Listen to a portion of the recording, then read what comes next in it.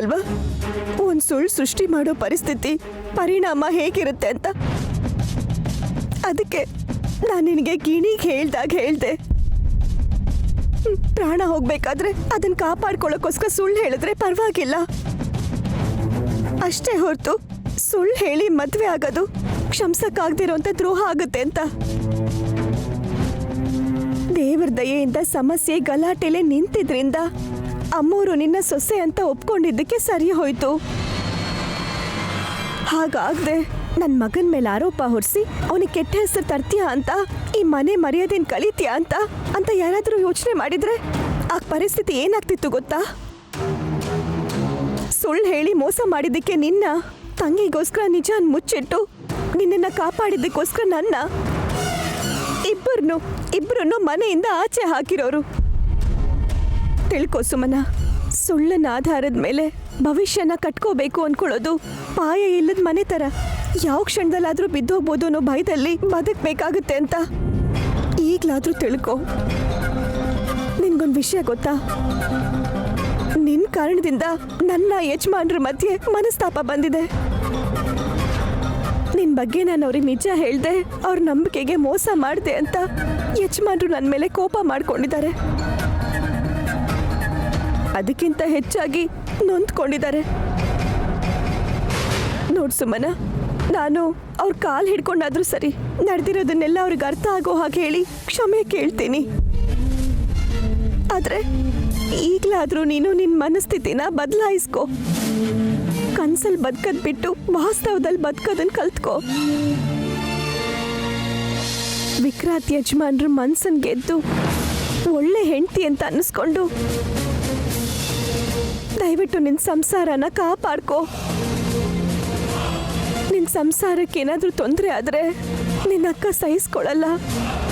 ನೋವು ಪಡ್ತೀನಿ ಹೊರತು ನೆಮ್ಮದಿಯಿಂದ ಅಂತೂ ಇರಲ್ಲ. ದಯವಿಟ್ಟು ಈ ಅಕ್ಕನ ಮನಸ್ಸನ್ನ ಅರ್ಥ ಮಾಡ್ಕೋ ಸುಮನ. ಸೂಪರ್ ಅಕ್ಕ, ಸೂಪರ್. ತುಂಬಾ ತುಂಬಾ ತುಂಬಾ ಚೆನ್ನಾಗಿ ಆಕ್ಟ್ ಮಾಡಿದೆ.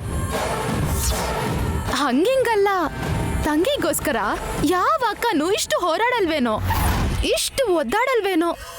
ಅಷ್ಟಕ್ಕೂ ಈ ಭೂಮಿ ಮೇಲೆ ಅಕ್ಕನ ಪ್ರೀತಿಗೆ ಲೈವ್ ಎಕ್ಸಾಂಪಲ್ ಅಂತ ಎಲ್ಲರೂ ಅನ್ಕೊಳ್ಳೋ ಥರ ಆಕ್ಟ್ ಮಾಡಿದೆ.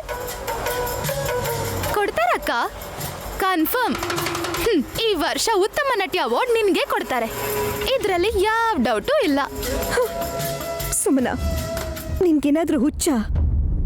ನನ್ನ ತಂಗಿ ಬದುಕು ಚೆನ್ನಾಗಿರ್ಬೇಕು, ಅವಳು ಸಂತೋಷವಾಗಿರ್ಬೇಕು ಅಂತ ಈ ಅಕ್ಕ ಮನಸ್ಫೂರ್ತಿಯಾಗಿ ಹೇಳ್ತಿದ್ರೆ ನಾಟಕ ಅಂತಿದ್ಯಲ್ಲ, ಬುದ್ಧಿ ಇಲ್ವಾ? ನಾಟಕ ಅಲ್ದೆ ಇನ್ನೇನು? ಈ ಮನೇಲಿ ಇನ್ನೊಬ್ಳೆ ಮಹಾರಾಣಿ ತರ ರಾಜಯೋಗನ ಅನುಭವಿಸ್ಬೇಕು ಅನ್ಕೊಂಡಿದ್ಯಾ? ನಾನ್ ಈ ಮನೆ ಸೊಸೆ ಆಗೋದು, ಈ ತಂಗಿ ನಿನಗ್ ಓರ್ಗಿದ್ಯ ಆಗೋದು ನಿನಗಿಷ್ಟ ಇಲ್ಲ. ನಿನ್ ಕೈಲಿ ಅದನ್ನ ಸಹಿಸ್ಕೊಳಕ್ ಆಗ್ತಿಲ್ಲ. ನನ್ ಮೇಲೆ ಬೆಟ್ಟದಷ್ಟು ದ್ವೇಷ ಇದೆ ನಿನ್ಗೆ.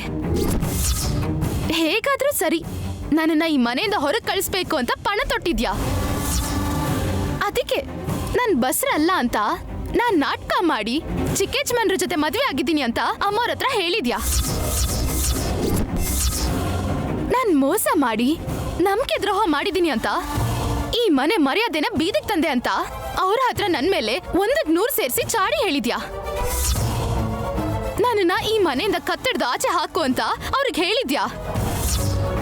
ಇದ್ರಿಂದ ಖಂಡಿತವಾಗ್ಲೂ ಈ ಮನೆಯಿಂದ ಹೊರಗೆ ಹೋಗ್ತೀನಿ ಅಂತ ಅನ್ಕೊಂಡು ತುಂಬಾ ಸಂತೋಷ ಪಟ್ಟಿರ್ತ್ಯಾ.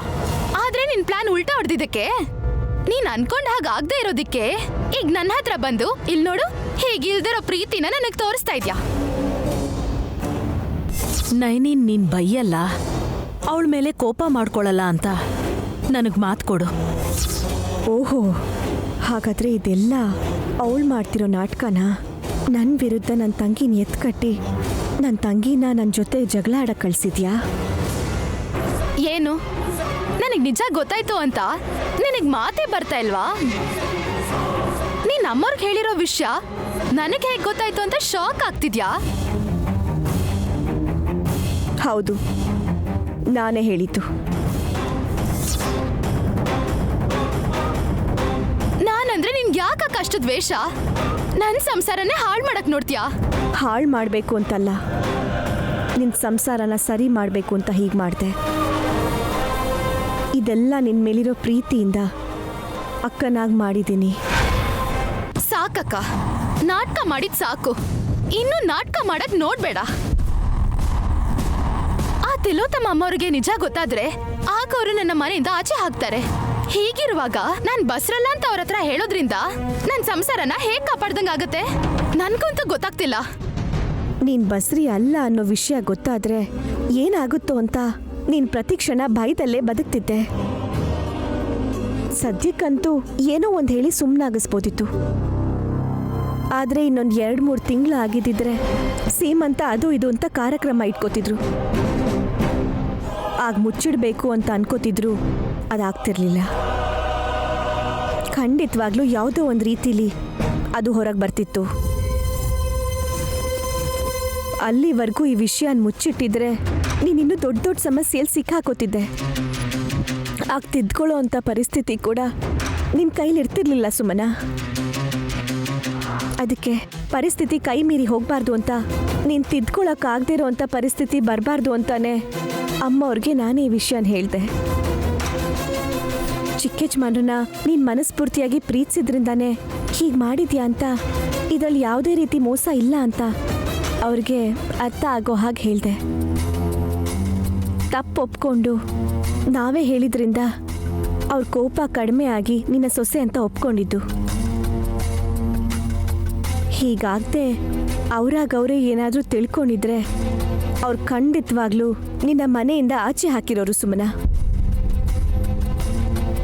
ನಿನಗೆ ಆ ಪರಿಸ್ಥಿತಿ ಬರಬಾರ್ದು ಅಂತ ನನ್ನ ತಂಗಿ ಚೆನ್ನಾಗಿ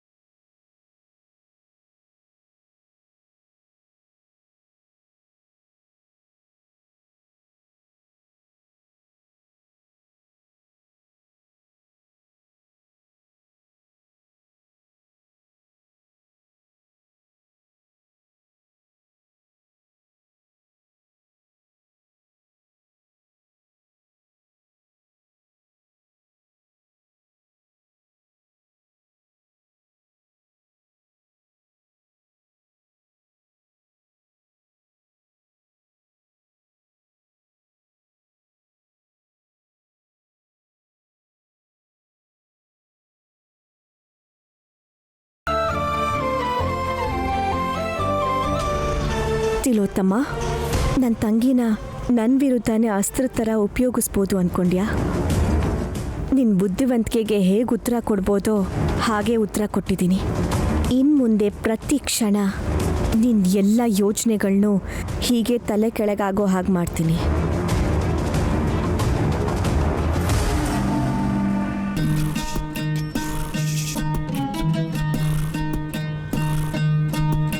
ಫಿಸಿಕಲಿ ಸಾಯಿಸೋದ್ರಕ್ಕಿಂತ ಮೆಂಟಲಿ ಸಾಯಿಸೋದ್ರಲ್ಲಿ ಒಳ್ಳೆ ಕಿಕ್ಕಿರುತ್ತೆ. ಸುಮನ ಮೂಲಕ ನೈನಿ ಮೇಲ್ ನಾವು ಉಪಯೋಗಿಸಿದ ಬ್ರಹ್ಮಾಸ್ತ್ರದ ಏಟಿಗೆ ನೈನಿ ರೆಕ್ಕೆ ಕಳ್ಕೊಂಡಿರೋ ಪಕ್ಷಿ ಥರ ವಿಲವಿಲ ಒದ್ದಾಡ್ತಿರ್ತಾಳೆ. ಆ ನೈನಿಗೆ ನಮ್ಮ ಮೇಲ್ ಕೌಂಟರ್ ಅಟ್ಯಾಕ್ ಮಾಡೋ ಅವಕಾಶ ಕೂಡ ಕೊಡಬಾರ್ದು ಆಂಟಿ. ಆ ರೇಂಜಲ್ಲಿ ಸುಮನನ ಆ ನೈನಿ ವಿರುದ್ಧ ಎತ್ಕಟ್ಟಿ ಅದನ್ನ ನಾವು ನೋಡಬೇಕು. ನನ್ನ ತಂಗಿ ನನ್ನ ಅಪಾರ್ಥ ಮಾಡ್ಕೊಳ್ಳಲ್ಲ, ನನ್ನ ತಂಗಿನೇ ನನಗೆ ಶತ್ರು ಆದ್ಲಲ್ಲ ಅನ್ನೋ ನೋವಲ್ಲಿ ಆ ನೈನಿ ಮಾನಸಿಕವಾಗಿ ಕುಗ್ಗು ಹೋಗ್ಬೇಕು.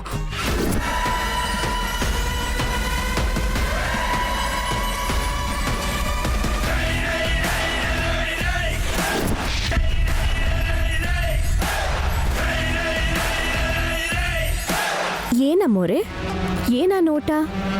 ಕೋಪನ, ಭಯನ, ಇಲ್ಲಾಂದ್ರೆ ಬೇಜಾರ? ನನ್ನ ಈ ಮನೆಯಿಂದ ಪರ್ಮನೆಂಟ್ ಆಗಿ ಕಳಿಸ್ಬೇಕು ಅಂತ ನೀನು ಅನ್ಕೊಳ್ಳೋ ಅಷ್ಟರಲ್ಲೇ ನೀನು ಯೋಚನೆ ಮಾಡ್ದಿರೋ ಅಂತ ಒಂದು ಶಾಕ್ ಕೊಟ್ಟೆ. ಇದು ಜಸ್ಟ್ ಸ್ಯಾಂಪಲ್. ಮಾಡ್ತೀನಿ. ಈ ಜಾಸ್ಮಿನ್ನ ಯಾಕಾದರೂ ಎದುರು ಹಾಕ್ಕೊಂಡೆ ದೇವ್ರೆ ಅಂತ ನೀನು ನಿದ್ದೆಲ್ ಕೂಡ ಕನ್ವರ್ಸೋ ಹಾಗೆ ಮಾಡ್ತೀನಿ.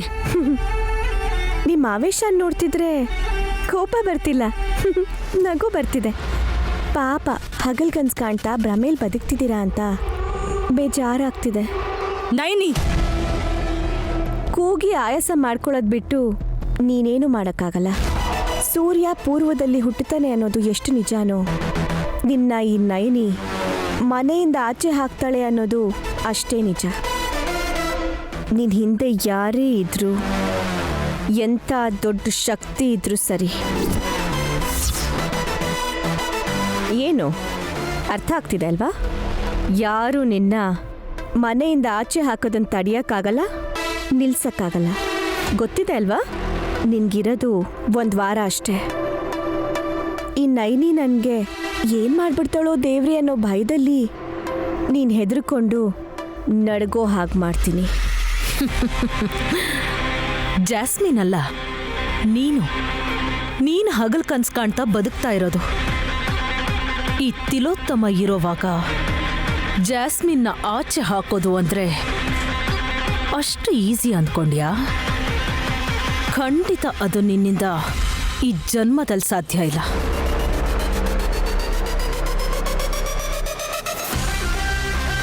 ಅಯ್ಯೋ ಖಂಡಿತ ಅಮ್ಮೋರೆ, ನೀವೇ ನೋಡ್ತಿರಲ್ಲ ಯಾರು ಗೆದ್ದು ಖುಷಿ ಪಡ್ತಾರೋ, ಯಾರು ಸೋತು ದುಃಖ ಪಡ್ತಾರೋ ಅಂತ. ಅವಸರ ಯಾಕೆ? ಸ್ವಲ್ಪ ತಾಳ್ಮೆ ಇರಲಿ. ಸಿನಿಮಾ ನೋಡ್ದ ಹಾಗೆ ಕಣ್ಣಾರೆ ನೋಡ್ತೀರಾ. ಹೇಳಿದ್ನಲ್ಲ, ಯಾರು ಬಂದರೂ ತಡೆಯೋಕ್ಕಾಗಲ್ಲ ಅಂತ. ನೀವಿಬ್ರು ಹೋಗ್ತೀರಾ, ಅದು ಪಕ್ಕ. ನಿನ್ ಮುಖದಲ್ಲಿರೋ ಗಾಂಭೀರ್ಯ ನೋಡ್ತಿದ್ರೆ ನಗು ಬರ್ತಿದೆ ನಯನಿ. ಜಿಂಕೆ ಹುಲ್ ಮೇಯ್ಬೇಕು, ಹುಲಿ ಬೇಟೆ ಆಡ್ಬೇಕು, ಇದು ರೂಲ್. ಆದ್ರೆ ಜಿಂಕೆ ಬಂದು ಹುಲಿಗೆ ವಾರ್ನಿಂಗ್ ಕೊಡ್ತಾ ಇದ್ರೆ ಕಾಮಿಡಿ ಅನ್ಸುತ್ತೆ.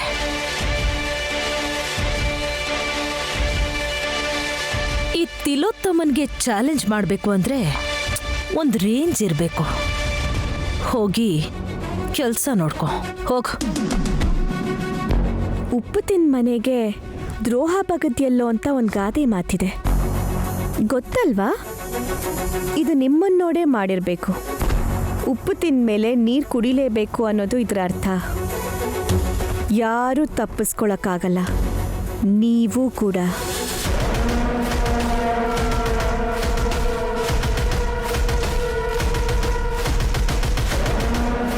ಯುದ್ಧ ನನಗೂ ನಿಮಗೂ. ನಿಮಗೆ ಧೈರ್ಯ ಇದ್ರೆ ನೇರವಾಗಿ ನನ್ನ ಜೊತೆ ಹೋರಾಡಿ. ಅದನ್ನು ಬಿಟ್ಟು ನನ್ನ ತಂಗಿನ ಇಟ್ಕೊಂಡು ಶಕುನಿ ಥರ ಕುತಂತ್ರಗಳನ್ನು ಮಾಡಕ್ಕೆ ಹೋಗಬೇಡಿ. ಬಲ ಇಲ್ದಿರೋ ಮನುಷ್ಯ ಇರ್ಬೋದು, ಆದ್ರೆ ಬಲಹೀನತೆ ಇಲ್ದಿರೋ ಮನುಷ್ಯ ಇಲ್ಲ. ನಿನ್ನ ಬಲಹೀನತೆ ತಂಗಿ ಮೇಲಿರೋ ವಿಪರೀತ ಪ್ರೀತಿ. ನಿನ್ನನ್ನ ಬಾಲ ಮಡಿಸಿ ಕೂರ್ಸಿ ಭಯದಿಂದ ತಲೆ ತಗ್ಸೋ ಥರ ಮಾಡಬೇಕು ಅಂದ್ರೆ ನಿನ್ನ ಬಲಹೀನತೆಯನ್ನ ನಿನ್ನ ವಿರುದ್ಧ ಆಯುಧದ ಥರ ಉಪಯೋಗಿಸ್ಬೇಕು. ಅದಕ್ಕೆ ಇನ್ನು ಮುಂದೆ ನಿನ್ನ ಶತ್ರು ಯಾರೂ ಅಲ್ಲ, ನಿನ್ನ ತಂಗಿನೇ.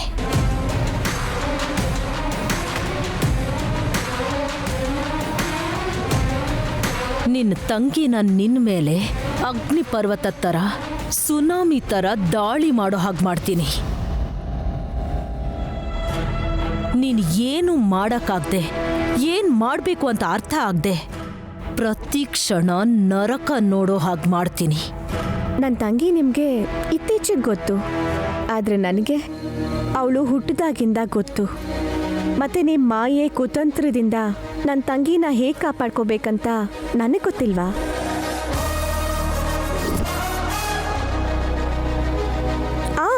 ಜಾಸ್ಮಿನ್ ಅಮ್ಮೋರೆ, ಹೇಳಕ್ ಬರ್ತಿದ್ದೆ, ನಿಮಗೆ ನನ್ನ ಕಡೆಯಿಂದ ಕೃತಜ್ಞತೆಗಳು. ಥ್ಯಾಂಕ್ಸಾ? ಯಾಕೆ? ನೀನು ನನಗೇನೋ ಮಾಡಬೇಕು ಅಂದ್ಕೊಂಡು ನನ್ನ ತಂಗಿ ಮುಚ್ಚಿಟ್ಟಿದ್ದ ವಿಷಯನ ಹೊರಗೆ ಬರೋ ಹಾಗೆ ಮಾಡಿದೆ. ಇಷ್ಟು ದಿವಸ ಅವಳ ಮನಸ್ಸಲ್ಲಿದ್ದಿದ್ದ ಭಯ ಎಲ್ಲ ಹೊರಟೋಯ್ತು. ಇನ್ಮೇಲೆ ಅವಳು ಪ್ರಶಾಂತವಾಗಿರ್ತಾಳೆ, ಚೆನ್ನಾಗಿ ಸಂಸಾರ ಮಾಡ್ಕೊಂಡಿರ್ತಾಳೆ. ನೀವು ನನ್ನ ಮೇಲಿರೋ ಕೋಪದಿಂದ ನನ್ನ ತಂಗಿ ಹೇಳಿದ ಸುಳ್ಳನ್ನ ಕ್ಷಮಿಸಿ ಅವಳ ಜೀವನಕ್ಕೆ ನೀವೊಂದು ಅರ್ಥ ಕೊಟ್ರಿ. ಈ ಸಂದರ್ಭದಲ್ಲಿ ನಿಮಗೂ ಕೃತಜ್ಞತೆ ಹೇಳಬೇಕು ಅಮ್ಮೋರೆ.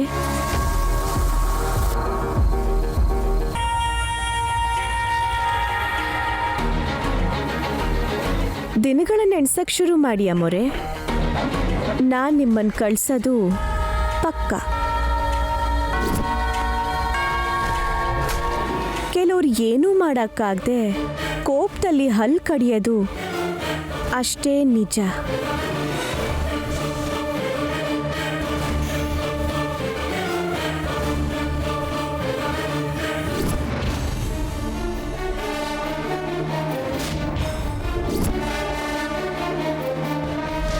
ನೈನಿ, ಏನ್ ಹಾಸಿನಿ ಅಕ್ಕ?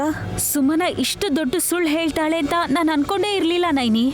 ನಿಜ ಗೊತ್ತಾಗಿ ಜಗಳ ಆದ್ರೂ ಸರಿ, ಯಾವುದೊಂದು ರೀತಿಯಲ್ಲಿ ಅವ್ರ ಸಂಸಾರ ಸರಿ ಹೋಯ್ತಲ್ಲ. ಆದ್ರೆ ನಿನ್ ಸಂಸಾರದಲ್ಲೇ ಎಂತ ಸಮಸ್ಯೆ ಬರುತ್ತೇನೋ ಅಂತ ಭಯ ಮತ್ತೆ ಆತಂಕ ಆಗ್ತಿದೆ ನೈನಿ. ಅದ್ಯಾಕಕ್ಕ, ಯಾಕೆ ಹಾಗೆ ಹೇಳ್ತಿದ್ದೀರಾ? ವಿಶಾಲ್ ಹೊರಗೆ ತುಂಬಾನೇ ಗಂಭೀರವಾದವನು ಅಂತ ಅನ್ಸಿದ್ರು ಕೂಡ ಮನಸ್ಸು ತುಂಬಾ ಸೆನ್ಸಿಟಿವ್. ತನ್ನನ್ನ ನಂಬ್ದವರು ತನ್ನಿಂದ ಯಾವುದಾದ್ರೂ ವಿಷಯನ ಮುಚ್ಚಿಟ್ರೆ ಅದನ್ನ ಅವನು ಸಹಿಸ್ಕೊಳ್ಳೋದಿಲ್ಲ. ಅದಕ್ಕೆ ವಿಶಾಲ್ ನಿನ್ ಮೇಲೆ ಅಷ್ಟೊಂದು ಕೋಪಿಸ್ಕೊಂಡಿರೋದು. ಆ ಕೋಪ ಎಷ್ಟರ ಮಟ್ಟಿಗೆ ಹೋಗುತ್ತೋ, ನಿಮ್ ಮಧ್ಯೆ ಇರೋ ಮನಸ್ತಾಪದಿಂದ ಏನೆಲ್ಲ ಆಗ್ಬೋದು ಅಂತ ನನಗೆ ತುಂಬಾ ಭಯ ಆಗ್ತಿದೆ ನೈನಿ. ಅಕ್ಕ, ನೀವು ನನ್ನ ಮೇಲೆ ತೋರಿಸ್ತಿರೋ ಪ್ರೀತಿಗೆ, ನನ್ನ ಸಂಸಾರ ಚೆನ್ನಾಗಿರ್ಬೇಕು ಅಂತ ನೀವು ಪಡ್ತಿರೋ ಕಷ್ಟಕ್ಕೆ ತುಂಬ ಖುಷಿ ಆಗ್ತಿದೆ. ಯಜಮಾನ್ರಿಗೆ ನನ್ನ ಮೇಲಿರೋದು ಕೋಪ ಅಲ್ಲ, ಬೇಜಾರು. ನಡೆದಿರೋ ವಿಷಯನ ಯಜಮಾನ್ರಿಗೆ ಅರ್ಥ ಆಗೋ ಹಾಗೆ ಹೇಳಿ ನನ್ನ ಅವರು ಕ್ಷಮಿಸೋ ಹಾಗೆ ಮಾಡಬೇಕು. ಆದರೆ ಈಗ ನನ್ನ ಮುಂದೆ ಅದಕ್ಕಿಂತ ಒಂದು ದೊಡ್ಡ ಪ್ರಶ್ನೆ ಇದೆ ಅಕ್ಕ. ದೊಡ್ಡ ಪ್ರಶ್ನೆನಾ? ಏನದು ನೈನಿ? ಯಜಮಾನ್ರಿಗೆ ಕೆಲವ್ರ ಬಗ್ಗೆ ನಾನು ತಿಳಿಸ್ಬೇಕು. ಕೆಲವು ವಿಷಯನ ಅವ್ರಿಗೆ ಅರ್ಥ ಮಾಡಿಸ್ಬೇಕು. ಕೆಲವ್ರ ಬಲೆಗೆ ಸಿಕ್ಕಾಕೊಂಡಿರೋ ವಿಶಾಲ್ ಯಜಮಾನ್ರನ್ನ ಹೊರಗೆ ತರಬೇಕು. ಇದನ್ನು ಮಾಡಬೇಕು ಅಂದರೆ ಯಜಮಾನ್ರನ್ನ ಎದುರು ಹಾಕೋಬೇಕು. ನೈನಿ, ಯಾವತ್ತೂ ಇಲ್ದೆ ಏನೋ ಹೊಸ್ದಾಗಿ ಮಾತಾಡ್ತಿದ್ಯಾ? ಹೊಸದಾಗಿ ಮಾತ್ರ ಮಾತಾಡ್ತಿಲ್ಲ ಅಕ್ಕ, ನಾಳೆಯಿಂದ ಹೊಸದಾಗಿ ಹೆಜ್ಜೆ ಇಡ್ತಿದ್ದೀನಿ. ಈ ಮನೇಲಿ ನಾಳೆಯಿಂದ ಎಲ್ಲ ಹೊಸದಾಗಿ ಒಂದು ಲೆಕ್ಕದ ಪ್ರಕಾರ ನಡೆಯುತ್ತೆ. ನೈನಿ, ನೀನ್ ಏನ್ ಹೇಳ್ತಿದ್ಯೋ, ಯಾವ್ದ್ರ ಬಗ್ಗೆ ಮಾತಾಡ್ತಿದ್ಯೋ ನನಗೆ ಗೊತ್ತಿಲ್ಲ. ಆದ್ರೆ ಒಂದು ವಿಷಯ ಮಾತ್ರ ಕ್ಲಿಯರ್ ಆಗಿ ಅರ್ಥ ಆಯ್ತು. ಒಂದ್ ಒಳ್ಳೆ ಕೆಲಸ ಮಾಡ್ತಿದ್ಯಾ ಅಂತ. ನೈನಿ, ನೀನ್ ಏನೇ ಮಾಡಿದ್ರು, ಏನೇ ಯೋಚನೆ ಮಾಡಿದ್ರು ಅದು ಈ ಕುಟುಂಬಕ್ಕೋಸ್ಕರ, ಈ ಕುಟುಂಬದ ಕ್ಷೇಮಕ್ಕೋಸ್ಕರನೇ ಆಗಿರುತ್ತೆ. ಆಗ ರಾಮಂಗೆ ಭಕ್ತಿಯಿಂದ ಅಳಿಲು ಸಹಾಯ ಮಾಡ್ತು. ಹಾಗೆ ಇವಾಗ ನೀನ್ ಮಾಡ್ತಿರೋ ಈ ಒಳ್ಳೆ ಕೆಲ್ಸಕ್ಕೆ ನಾನು ನನ್ನ ಕೈಯಲ್ಲಾದ ಅಳಿಲು ಸೇವೆ ಮಾಡ್ತೀನಿ. ನಿನಗೆ ಯಾವಾಗ ಏನೇ ಸಪೋರ್ಟ್ ಬೇಕು ಅಂದ್ರು, ಎಂಥದ್ದೇ ಹೆಲ್ಪ್ ಬೇಕು ಅಂದ್ರು ನಿನ್ ಜೊತೆ ಈ ಅಕ್ಕ ಹಾಸಿನಿ ಇರ್ತಾಳೆ. ನಿಮ್ಮನ್ನು ನೋಡಿದ್ರೆ ತುಂಬ ಖುಷಿ ಆಗುತ್ತೆ ಅಕ್ಕ. ನಾನು ಶುರು ಮಾಡ್ತಿರೋ ಈ ಹೋರಾಟದಲ್ಲಿ ನಾನು ಖಂಡಿತ ಗೆದ್ದೇ ಗೆಲ್ತೀನಿ ಅನ್ನೋ ನಂಬಿಕೆನ ನೀವು ನನಗೆ ಕೊಟ್ರಿ. ನಿಮ್ಮ ಸಹಾಯ ನನಗೆ ಖಂಡಿತವಾಗ್ಲೂ ಬೇಕು. ತಗೋ.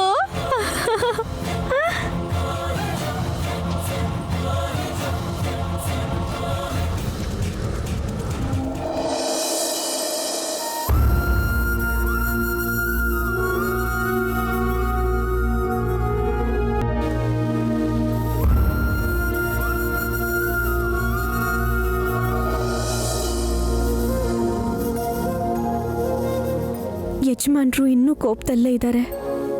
ನಡೆದಿರೋ ವಿಷಯನೆಲ್ಲ ಹೇಳಿ ಕ್ಷಮೆ ಕೇಳೋಣ ಅಂದರೆ ನನಗೆ ಮಾತಾಡೋಕ್ಕೆ ಅವಕಾಶನೇ ಸಿಗಲ್ಲ ಅನ್ನಿಸ್ತಿದೆ. ಹಾಗಾದರೆ ಯಜಮಾನ್ರಿಗೆ ನಾನು ಕ್ಷಮೆ ಹೇಗೆ ಕೇಳಲಿ?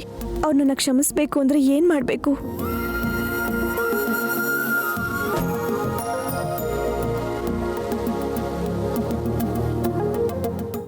ಒಳ್ಳೆ ಯೋಚನೆ. ನನ್ನ ಕ್ಷಮಿಸಿ ಅಂತ ಯಜಮಾನ್ರನ್ನ ಕೇಳಕ್ಕೆ ಇದೇ ಸರಿಯಾದ ರೀತಿ.